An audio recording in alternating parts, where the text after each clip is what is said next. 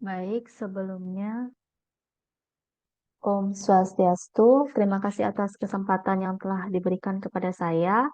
Perkenalkan, nama saya Luput Tiasa Utami Devi dengan NIM 21170512224, nomor absen 9. Di sini saya akan menjelaskan tentang materi penggabungan usaha. Adapun beberapa materi yang akan saya bahas, yaitu seperti tampilan pada di layar. Langsung saja, yang pertama tentang penggabungan usaha. Nah, apa itu penggabungan usaha? Penggabungan usaha atau business combination merupakan salah satu bentuk perluasan usaha yang dilakukan secara eksternal. Tujuan penggabungan usaha adalah untuk penyatuan entitas-entitas bisnis yang sebelumnya terpisah untuk meningkatkan profitabilitas. Adapun beberapa motivasi secara ekonomi mengapa perluasan usaha yang dilakukan secara eksternal lebih banyak peminatnya daripada perluasan usaha secara internal, yaitu yang pertama ada keunggulan biaya, memperkecil keterlambatan operasional, menghindari pengambil alihan, akuisisi aktiva tak berwujud, dan yang terakhir yang kelima memperoleh keuntungan pajak. Adapun bentuk-bentuk hukum penggabungan usaha, yang pertama ada merger dengan skema seperti tampilan pada di layar, yang kedua ada konsolidasi, yang ketiga ada akuisisi. Konsep akuntansi, konsep akuntansi untuk penggabungan usaha. Akuntansi untuk penggabungan usaha merupakan salah satu area yang kompleks dan kontroversial. Terdapat dua metode akuntansi untuk penggabungan usaha. Yang pertama ada metode penyatuan kepemilikan. Adapun karakteristiknya yaitu yang pertama mempergunakan nilai buku historis pada saat penggabungan, tidak ada perubahan kepemilikan, tidak ada goodwill, tidak adanya beban amortisasi, dan labanya besar. Yang kedua ada metode pembelian, adapun karakteristiknya yaitu yang pertama mempergunakan nilai wajar pada saat penggabungan, timbul perubahan kepemilikan, timbul goodwill, timbul beban amortisasi, labanya kecil. Akuntansi untuk penggabungan usaha menurut metode pembelian. Yang pertama ada menentukan nilai wajar semua aktiva berwujud dan tidak berwujud yang dapat diidentifikasi, yang diperoleh, dan kewajiban yang ditanggung. Yang kedua ada nilai wajar untuk semua aktiva dan kewajiban dapat diidentifikasi, ditentukan tanpa memperhatikan apakah aktiva dan kewajiban tersebut dicatat pada pembukuan perusahaan yang diakuisisi. Yang ketiga ada memasukkan biaya langsung penggabungan sebagai tambahan nilai investasi.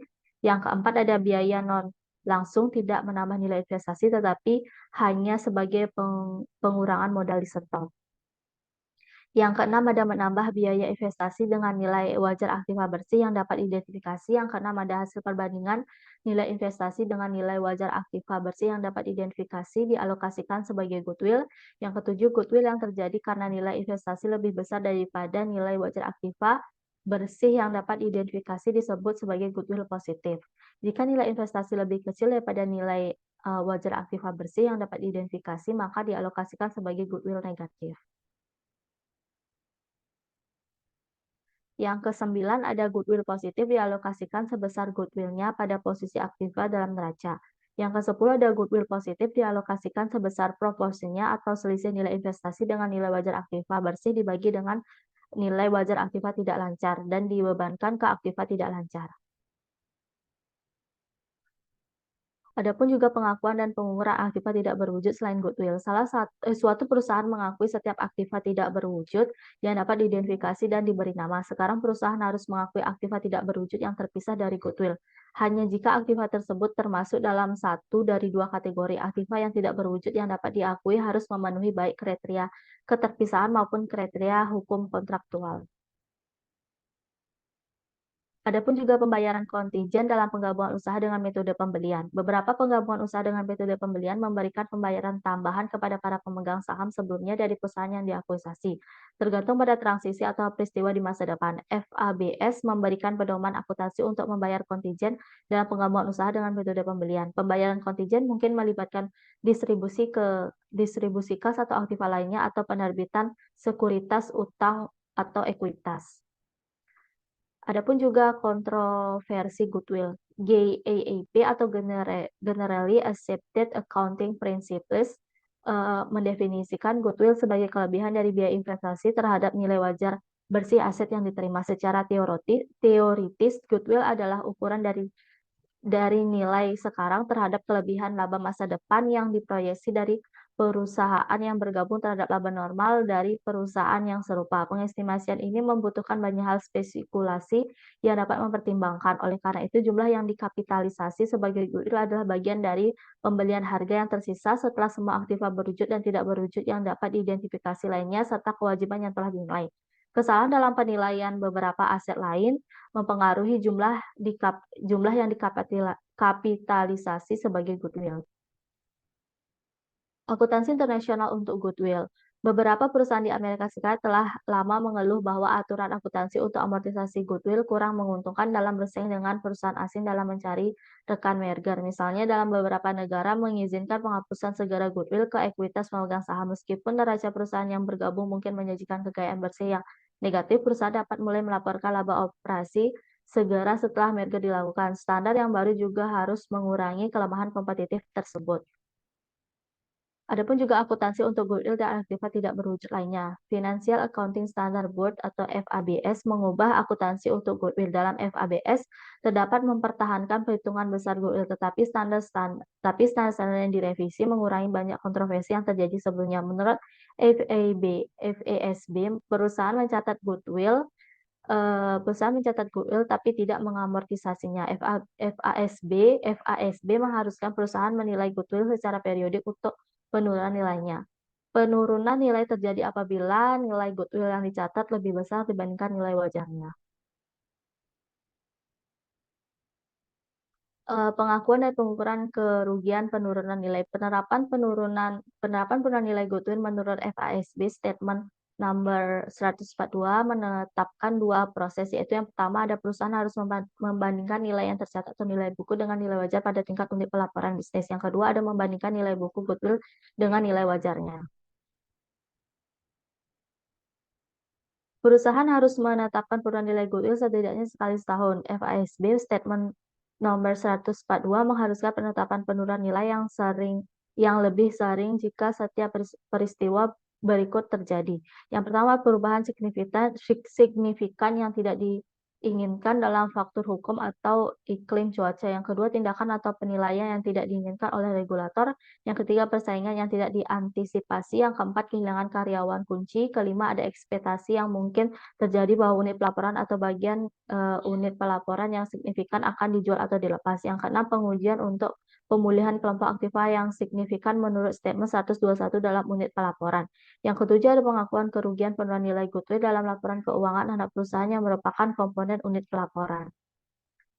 Amortisasi vs non-amortisasi. Amortisasi adalah yaitu perusahaan harus mengamortisasi aktiva tidak berwujud dengan umur manfaat terbatas selama umur manfaat tersebut. Perusahaan harus mengamortisasi aktiva tidak berwujud dengan umur manfaat tidak terbatas selama estimasi terbaik atas umur manfaat tersebut. Non-amortisasi yaitu perusahaan tidak akan mengamortisasi aktiva tidak berwujud dengan umur manfaat yang dapat diestimasi. Perusahaan harus mereview secara periodik aktiva tidak berwujud yang tidak diamortisasi untuk menghadapi kemungkinan terjadi kerugian penurunan nilai. Adapun persyaratan pengungkapan, informasi yang berhubungan dengan beberapa akuisisi kecil atau minor dapat digabungkan untuk tujuan pengungkapan. Untuk akuisisi yang material, catatan atas laporan keuangan pada periode penggabungan harus mencakup informasi tambahan dengan dasar pro forma sebagai berikut. Yang pertama ada hasil operasi periode berjalan seolah-olah perusahaan telah bergabung pada periode awal. Yang kedua hasil operasi periode sebelumnya seolah-olah perusahaan telah bergabung pada awal periode tersebut jika perusahaan menyajikan laporan keuangan komparatif. Untuk aktiva tidak berwujud yang diperoleh baik secara individu maupun kelompok aktiva, informasi berikut harus diungkapkan dalam catatan atas laporan keuangan pada periode akuisisi. Untuk aktiva tidak berwujud yang diamortisasi, yang pertama ada jumlah total yang dibebankan dan jumlah yang dibebankan ke setiap kelas aktiva tidak berwujud utama. Yang kedua, jumlah setiap nilai residu yang signifikan dalam jumlah total dan dengan kelas aktiva tidak berwujud utama. Yang ketiga, penoda amortisasi rata-rata tertumbang dalam jumlah total dan dengan kelas aktiva tidak berwujud utama. Yang B ada untuk aktiva tidak berwujud yang tidak diamortisasi, jumlah total yang dibebankan dan jumlah yang dibebankan ke setiap kelas aktiva tidak berwujud utama. Yang C jumlah aktiva tidak penelitian untuk penelitian dan pengembangan yang diperoleh dan dihapus pada periode atau serta pos terkait dalam laporan laba rugi di mana jumlah yang dihapus tersebut diagregatkan.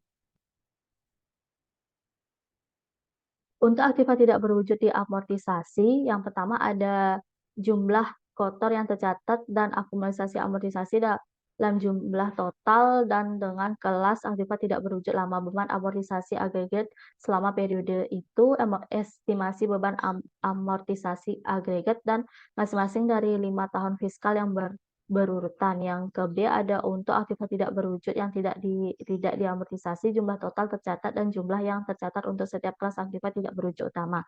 Yang C ada perubahan jumlah goodwill yang tercatat selama periode berjalan mencakup yang pertama ada jumlah agregat goodwill yang diperoleh, yang kedua jumlah kerugian penurunan agregat yang diakui, yang ketiga jumlah goodwill termasuk keuntungan atau kerugian pelepasan semua atau sebagian unit pelaporan. Untuk setiap kerugian penurunan nilai yang diakui yang terkait dengan aktiva tidak berwujud, informasi berikut harus diungkapkan dalam catatan atas laporan keuangan yang mencakup periode di mana kerugian penurunan nilai diakui. Yang pertama ada deskripsi mengenai penurunan nilai aktiva tidak berwujud dan fakta-fakta serta situasi yang menimbulkan penurunan nilai. Yang kedua ada jumlah kerugian penurunan nilai dan metode untuk menentukan nilai wajar. Yang ketiga ada judul laporan laba rugi atau laporan aktivitas di mana kerugian penurunan nilai diagregatkan. Yang D, jika penurunan statement di mana penurunan nilai aktiva tidak berwujud dilaporkan menurut statement 131. Untuk setiap kerugian penurunan nilai goodwill yang diakui, informasi berikut harus diungkapkan dalam catatan atas laporan keuangan yang mencakup periode di mana kerugian penurunan nilai diakui. Yang pertama ada deskripsi fakta-fakta dan situasi menimbulkan penurunan nilai. Yang kedua ada jumlah kerugian penurunan nilai dan metode penentuan nilai wajar unit pelaporan yang berkaitan apakah berdasarkan kutipan pasar, harga perusahaan dapat dibandingkan nilai sekarang atau teknik nilainya atau dikombinasi dan semuanya. Yang ketiga ada jika kerugian penurunan nilai diakui adalah estimasi yang belum final, maka fakta serta alasan untuk itu dan dalam periode selanjutnya. Sifat jumlah dari setiap penyelesaian yang signifikan dibuat untuk estimasi awal kerugian penurunan nilai.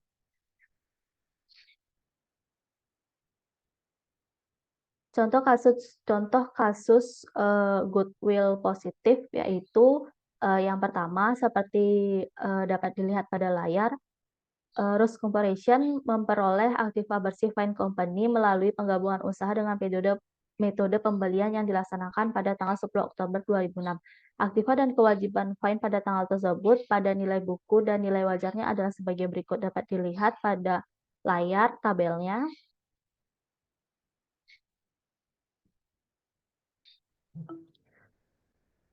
Adapun beberapa soal yaitu Fine Corporation membayar $500 tunai dan menerbitkan 60.000 lembar saham biasa dengan nilai nominal 15% saham dan nilai pasar 25% saham untuk memperoleh aktiva bersih Fine Corporation.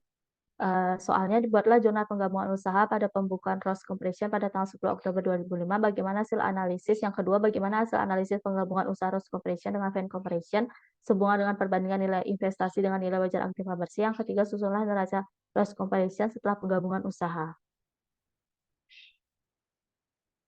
Pembahasannya yang pertama, investasi dalam Fine Corporation yaitu sebesar 2.300 juta bisa ditambah 900.000 tambah 900.000 tambah 500.000 dapat hasilnya. Dapat dari 500.000 karena soal sebelumnya terdapat kasnya 500 lembar saham biasanya yaitu dapat dilihat bahwa 60.000 dikali dengan 15% sahamnya dapat 900, begitupun juga tambahan modalisatornya. Jadi untuk mencatat penerbitan 60 lembar dalam saham biasa nominal 15%, $15 ditambah kas 500.000 dapat dalam penggabungan usaha menurut metode pembelian dengan Fine Corporation. Yang kedua ada hasil analisis penggabungan usaha Rose Corporation dapat dilihat pada layar. Nilai investasinya yaitu sebesar 2.300.000 seperti yang slide sebelah. Jadi hasil perbandingannya itu sebesar 700.000 disimpulkan sebagai goodwill positif karena nilai investasi lebih besar dari nilai wajar aktiva bersih, maka disebut sebagai goodwill positif. Goodwill positif dialokasikan ke dalam neraca pada pos aktiva tetap tidak berwujud sebesar nilai goodwill-nya. Adapun juga pembahasan yang C yaitu neraca loss compression pada tanggal 10 Oktober 2006 sesaat setelah penggabungan usaha adalah bisa dilihat pada tabel.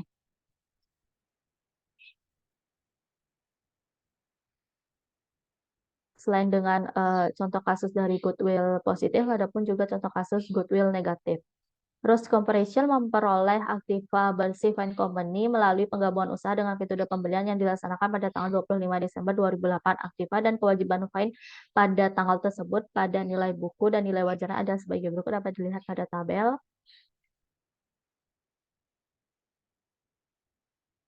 Adapun soalnya yang pertama yaitu Ross Corporation menerbitkan 40 lembar saham biasa dengan nilai nominal 10 per saham dan nilai pasar 20 per saham dan juga memberikan wesel bayar berjangka 5 tahun bunga 10% senilai 200.000 untuk memperoleh aktiva bersih Fine Corporation.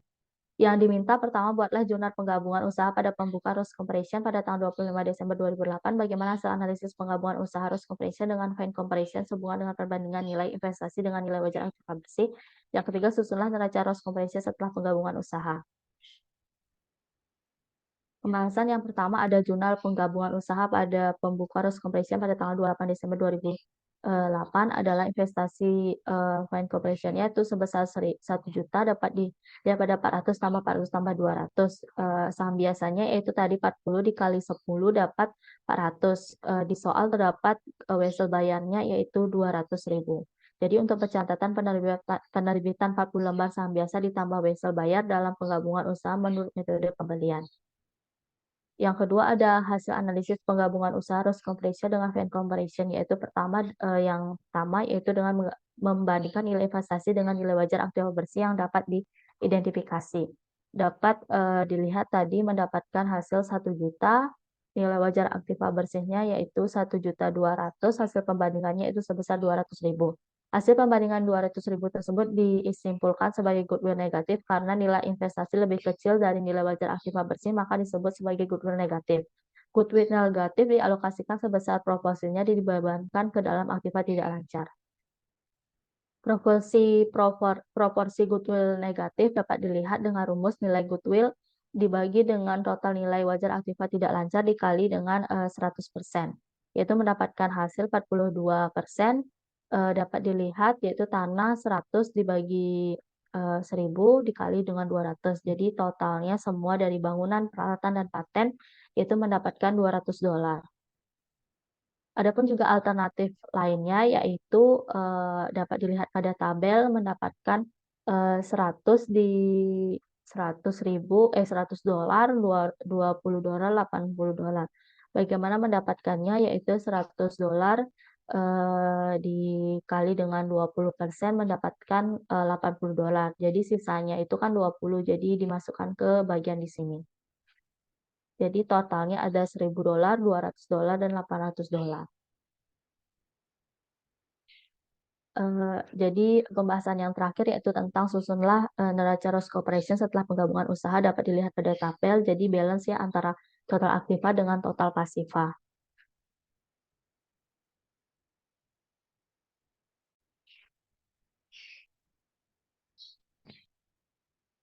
Baik, sekian dan terima kasih atas presentasi saya pada hari ini. Mohon maaf apabila ada salah kata. Saya tutup dengan para Santi. Om Santi Santi Santi Om.